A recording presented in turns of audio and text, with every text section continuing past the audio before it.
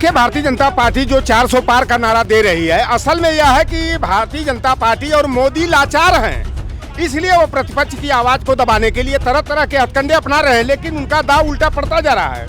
एक एक नागरिक इनकी हर दोहरी नीतियों को समझ गया है और ये कतई बर्दाश्त नहीं करेगा। सिर्फ इंतजार कर रहा है कि समय 2024 आ चुका है। जैसे ही नामांकन हर जगह हो रहा है, मेरे ख्याल से इसका इतना गहरा जवाब मिलेगा कि मोदी जी 400 पार तो नहीं, ये हमेशा के लिए अलविदा हो जाएंगे। ग्राउंड लेवल पे देखो, ग्रामीण क्षेत्र में देखो क्या हो रहा है भाई, शोषण हो रहा है हर जगह पे। हाँ, किसान, नौजवान, मजदूर, सबका शोषण हो रहा है। और ये कहते 400 पार, ईवीएम से जो कुछ भी कर सकते हैं, ईवीएम में जो हैंग करते हैं, वो करते हैं, ये करते हैं। बैलेट पेपर से इलेक्शन कराते हैं तो शून्य में रह जाएंगे।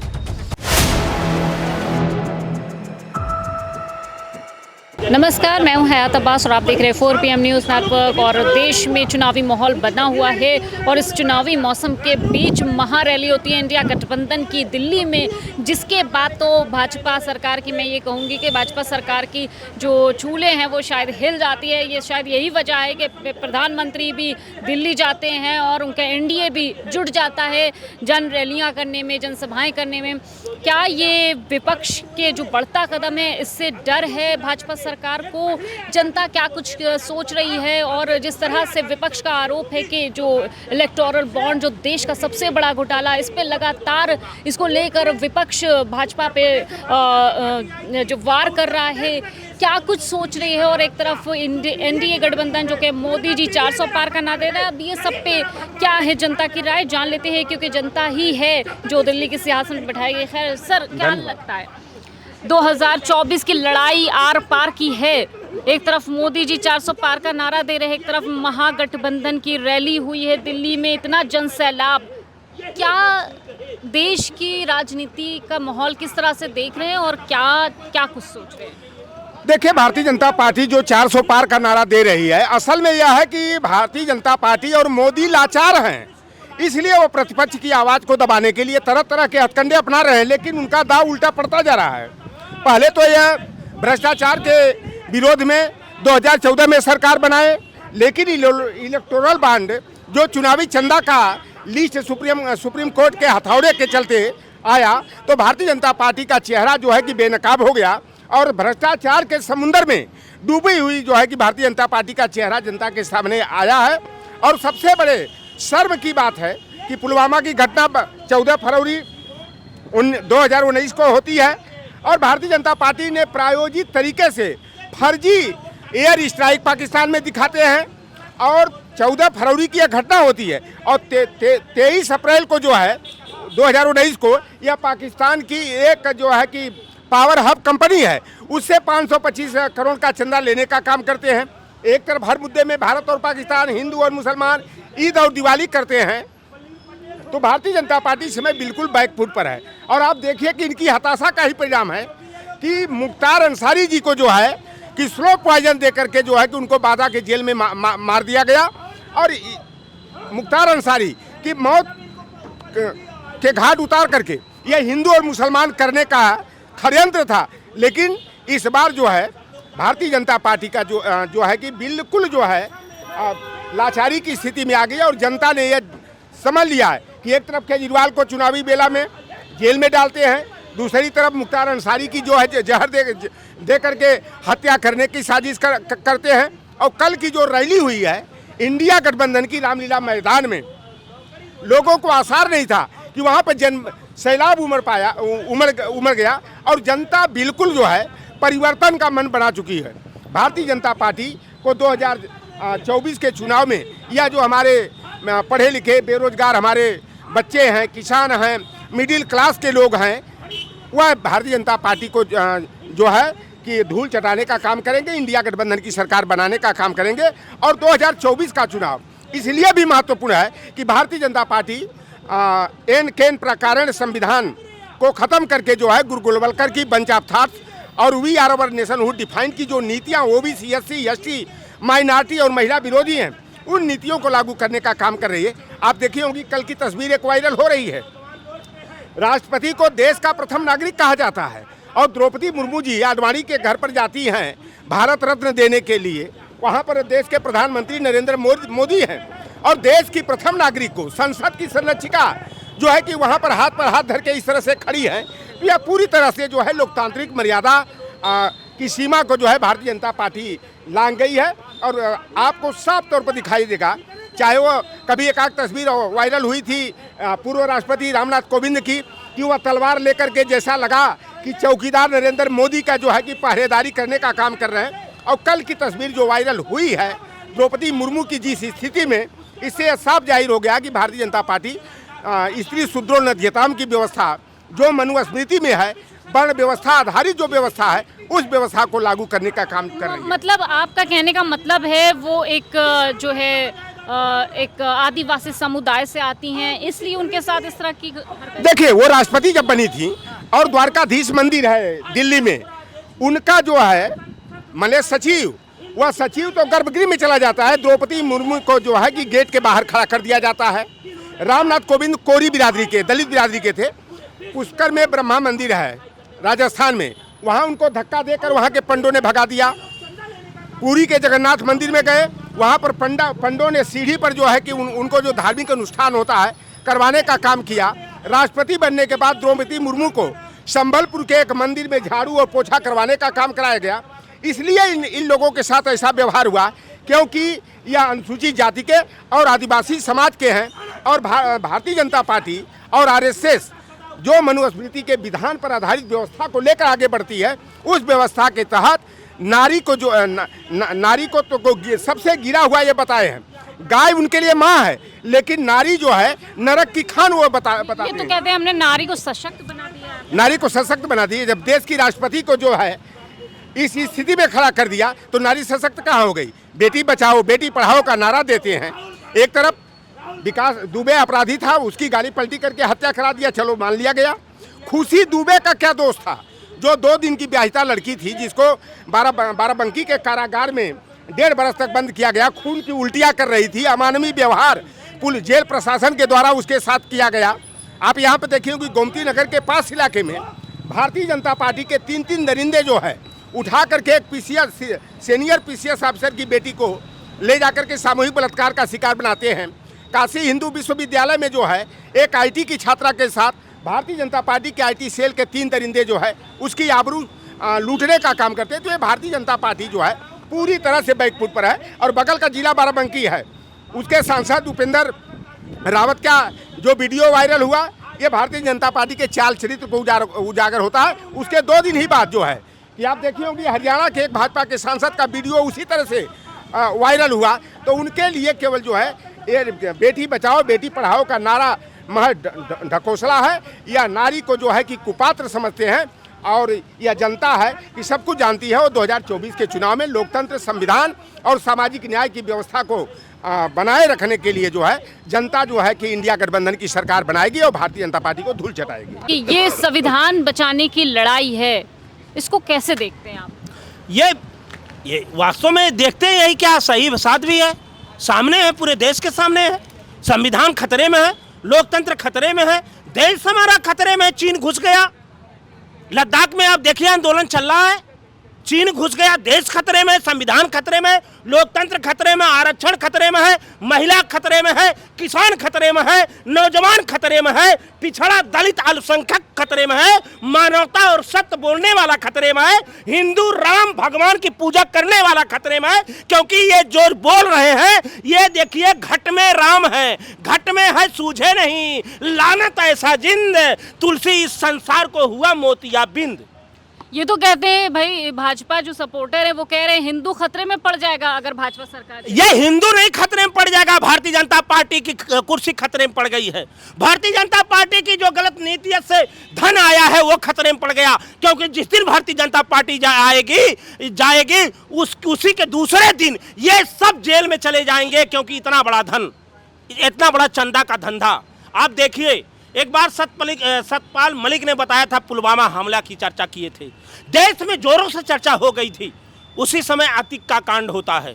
इस समय देखिए चंदा का धंधा, इतना जोर शोर हो गया कि बीप कंपनी से चंदा इन्होंने ले लिया। इधर गौ माता की पूजा करवा रहे हैं, उधर पूरे विश्व में गौमांस का सप्लाई करने वाला ये देश दूसरे नंबर पे बन जाता है। उससे इन्होंने चंदा लेने का काम करते हैं, वैक्सीन से चंदा लेने का काम करते हैं जो कंपनी बनाती है, पाकिस्तान से चंदा लेने का काम करते हैं और विजय माल्या से चंदा लेने का काम करते हैं। नोटबंदी में जो काला धन आया उसे ईडी, आईटी, सीबीआई कंपनियों के ऊपर रेट डाल करके उससे चंदा लेने का काम करते हैं। इससे केवल धन भड़काने के लिए अरविंद केजरीवाल को गिरफ्तार करते हैं, विपक्ष को भ्रष्टाचारी बताते हैं, अब अपना स्वयं भ्रष्टाचारी है। ये बताएं धंधा ये कहाँ से आया? क्योंकि सुप्रीम कोर्ट के पूरे विश्व में ये जाहिर है कि सुप्रीम कोर्ट अगर इतना दबाव एसबीआई पे नहीं डालता तो ये भी धंधा जो चंदा का हो ये सामने नहीं आता। जी का एक बयान आया है कि इलेक्टोरल बॉन्ड को लेकर जिसने भी टिप्पणी की उसको बहुत भारी पड़ने वाला है। इस बयान को कैसे देखते हैं? वो तो भारी पड़ने वाला है। जो संविधान की बात करेगा उसको भी भारी पड़ने वाला है, जो सत्य की बात किया उसको भी भारी पड़ना है, जो देश की आज़ादी के लिए लड़ाई लड़ा उसको भारी पड़ना ही पड़ेगा, उसको कांटों से गुजरना ही पड़ेगा। सत्य की आवाज़ बोलने वाला उसको दबा दिया जा रहा है, कहीं बुलडोजर के नाम पे, कहीं हिंदू के नाम पे, कहीं अगड़े के नाम पे, कहीं भ्रष्टाचार के नाम पे। इनमें भ्रष्टाचारी नहीं है, उनको महंगा पड़ेगा। अरे जनता एक होकर के जिस दिन आपके विपक्ष में वोट कर देगी उनकी खतरे महंगा पड़ जाएगी, उनका जीवन भी खतरे में, क्योंकि मानवता का जो जीवन है जो वो अपना। आप बताओ, ये तो वादा किए थे नोटबंदी के बाद, कई दिन बाद हमें चौराहे पर लटका देना, उन्हीं का भाषण है। कहाँ चला गया आपका अच्छा दिन? कहाँ चला गया? हवाई चप्पल पहनाने वालों को आप हवाई जहाज पर उड़वा रहे थे, नौजवानों को नौकरी 2 करोड़ दे रहे थे, डीजल पेट्रोल सस्ता कर रहे थे, महिलाओं को सुरक्षा देने की बात कर रहे थे, 56 इंची का सीना दिखा करके चीन से सुरक्षा करने की बात करते थे। आज चीन घुस रहा है। महंगा नहीं, ये 24 का चुनाव इनको सबक सिखा देगा। भारतीय जनता पार्टी पूरी घबराई है, अगर घबराती नहीं वो तो ये देखिए, एक उत्तर प्रदेश के नेता कहे कटोरा हम हाथ में फैला देंगे, उनके चरणों में गिर गए, उनको मंत्री बना दिए। वहाँ चमन्नी जो कहे हम पलटेंगे नहीं, उनके चरणों में भारत रत्न दे के गिर गए। नीतीश को तोड़े, झारखंड में तोड़े, अरविंद केजरीवाल को तोड़ रहे हैं, महाराष्ट्र में तोड़े, अन्य पूरे देश में तोड़ने का काम कर रहे हैं और कह रहे हैं 400 पार। आप कहो कि हमने नोटबंदी किया था, हमको वोट दो, आप कहो हम अच्छे दिन लाए हैं, आप कहो काला धन हम लाए हैं। इन पे ये चुनाव नहीं लड़ पाएंगे, क्योंकि ये हमेशा नफरत, आगड़ा, पिछड़ा, पूंजीपतियों के इशारे पे चलने का काम करती है। आपसे छुपा नहीं है, देश से छुपा नहीं है। किसानों की जमीन काला, 3 काला कानून लाने का काम किए थे, ड्राइवरों के ऊपर काला कानून लाने का काम किए थे, नोटबंदी किए, जीएसटी लाए, कोरोना महामारी में जिस तरह से मानव तड़प तड़प के मरा, और इसी देश में पूछा गया ऑक्सीजन की कमी से कितने लोग मरे, तो बोले एक भी व्यक्ति नहीं मरा। इनको भी भारी पड़ने वाला है, इनको भी जवाब देना पड़ेगा, यहाँ भी देना पड़ेगा, ऊपर वाले के यहाँ भी देना पड़ेगा। आप मानवता इंसानियत को मत खतरे में डालो।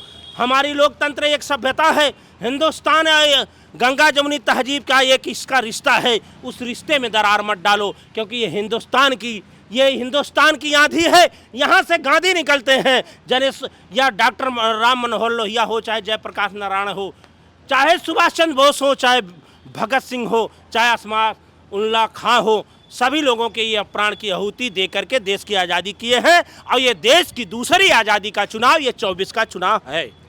यह चुनाव भारत का संविधान बचाने के मुद्दे पे पहली बात तो होगा। हाँ। क्योंकि इस तरह आप देख रहे हैं कि जब आप जेल में मुख्यमंत्री डाले जा रहे हैं जो कि जनता द्वारा चुने जा रहे हैं, कर मतलब कोई अपनी बात रख नहीं सकता, जबकि यह अधिकार हमारा संविधान देता है कि हम अपनी बात रख सकें, हम अपने जैसे कि धरना दे सकते हैं किसी के विपरीत। लेकिन यह सरकार सुनने को तैयार नहीं है कि आप हमें अभी परसों इको गार्डन गए हुए थे, इतने लोग धरने पे बैठे हैं। अभी शिक्षक वहाँ बेचारे उतने दिन से, कम से कम 300 कुछ दिन हो गया अभी तक बैठे, कोई सुनने को नहीं। कहने बोला कर वो एक मैंने शायद आपने भी वीडियो देखा होगा, पुलिस दौड़ा रही है छात्र को, तो किसी ने मीम बना के डाला कि अब तो पुलिस वाले भी दौड़ा के उनको जो है नौकरी दे रहे हैं।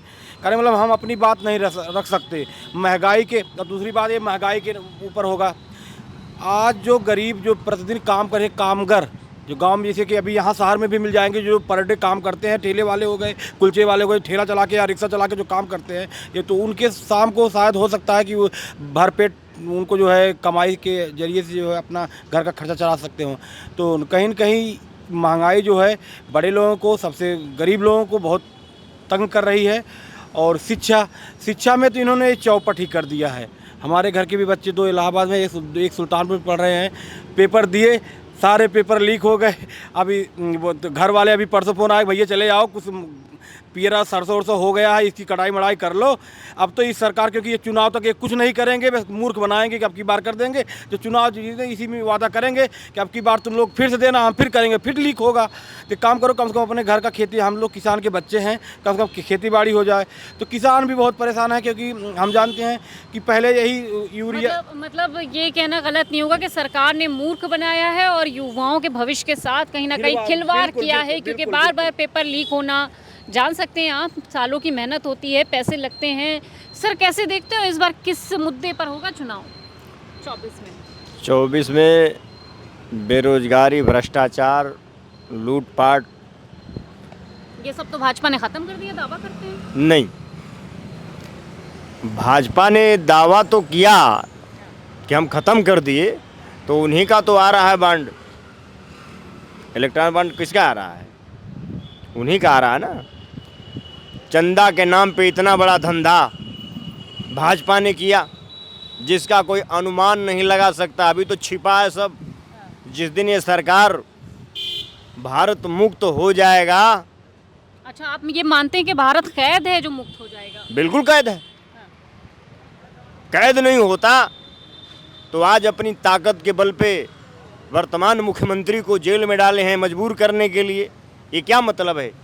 ये तानाशाही केवल है, ये सिर्फ तानाशाही कि हम केवल राज करेंगे और हमारी हुकूमत चलेगी। लेकिन यह संविधान और देश की सारी आम जनता, एक एक नागरिक इनकी हर दोहरी नीतियों को समझ गया है और ये कतई बर्दाश्त नहीं करेगा। सिर्फ इंतज़ार कर रहा है कि समय 2024 आ चुका है। जैसे ही नामांकन हर जगह जगह हो रहा है, मेरे ख्याल से इसका इतना गहरा जवाब मिलेगा कि मोदी जी 400 पार तो नहीं, ये हमेशा के लिए अलविदा हो जाएंगे। क्या कहना है आपका? विपक्षी दल कहता है कि ईडी और सीबीआई का गलत प्रयोग किया जा रहा है सत्ता पक्ष के द्वारा। बिल्कुल सही कह रहा है विपक्षी दल। इसमें क्या है, इसमें क्या दोष है? क्या लगता है आपको, किन मुद्दों पर वोट होना चाहिए? किस मुद्दे पे करेंगे वोट होना चाहिए? नौजवान के हाथ में रोजगार और भ्रष्टाचारी, इसी पे होना चाहिए वोट। काफ़ी नौजवान, 50 लाख युवा पुलिस का एक पेपर के लिए भटक रहा है, बोलो। इसी मुद्दे पे होना चाहिए। मोदी जी तो कहते हैं अच्छे दिन आ गए अमृतसर। मोदी जी से कहने, वो तो कह रहे थे 2 करोड़ रोजगार देंगे। अरे 2 ही लाख दे देते। यूपी का 60 हज़ार, उत्तर प्रदेश का 60 हज़ार नौजवानों को पुलिस भर्ती दे देते। डबल इंजन की सरकार है। जब मोदी जी झूठ बोलते हैं तो योगी जी वैसे भी झूठ बोलते हैं।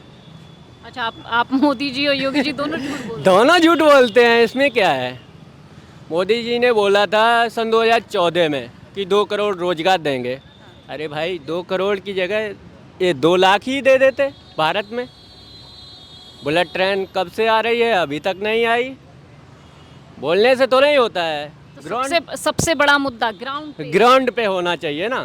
हाँ, बोलने से क्या है? दावे हैं धरातल पे। कौन सा दावा है उनका? तो मेरे को एक भी नहीं लग रहा है। बोल देते हैं, फिर होश ही नहीं, पता ही नहीं क्या बोल के गए, क्या नहीं, क्या करना है। मोदी कहते हैं सारी, मतलब मोदी की गारंटी, मतलब गारंटी की गारंटी। अब वो तो वोट बैनर लगा देते हैं, मोदी की गारंटी है, अब की बात 400 पार है। हो सकता है 4 पार हो जाए मोदी। अच्छा, मतलब जनता इतनी खफा है? बिल्कुल। यूपी से आप टारगेट करोगे 80 सीटों पे, 80 सीटों पे आ रहे अभी सुनेंगे। हाँ। 80 सीटों पे टारगेट करोगे।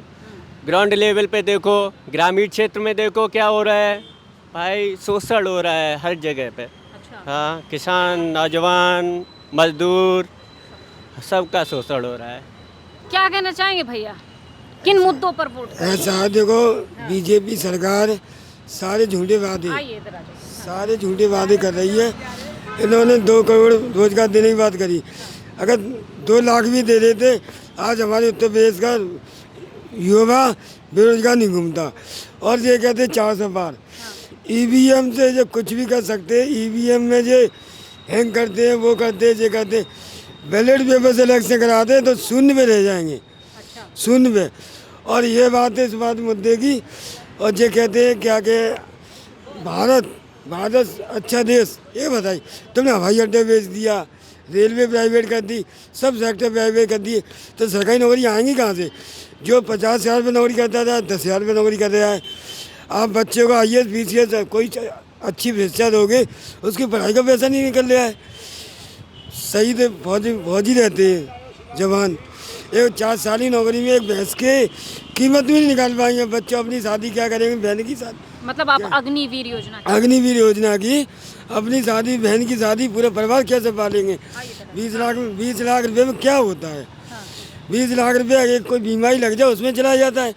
उसके बाद अपने यहाँ सेक्टर प्राइवेट में नौकरी लगा देंगे। किसी की यहाँ चौकीदारी करेगा हमारे देश का जवान? माननीय नेताजी ने आज जो बातें शरीर आता है उनकी देन है, उनके काम नहीं गिनाते, अपने काम गिनाते हैं।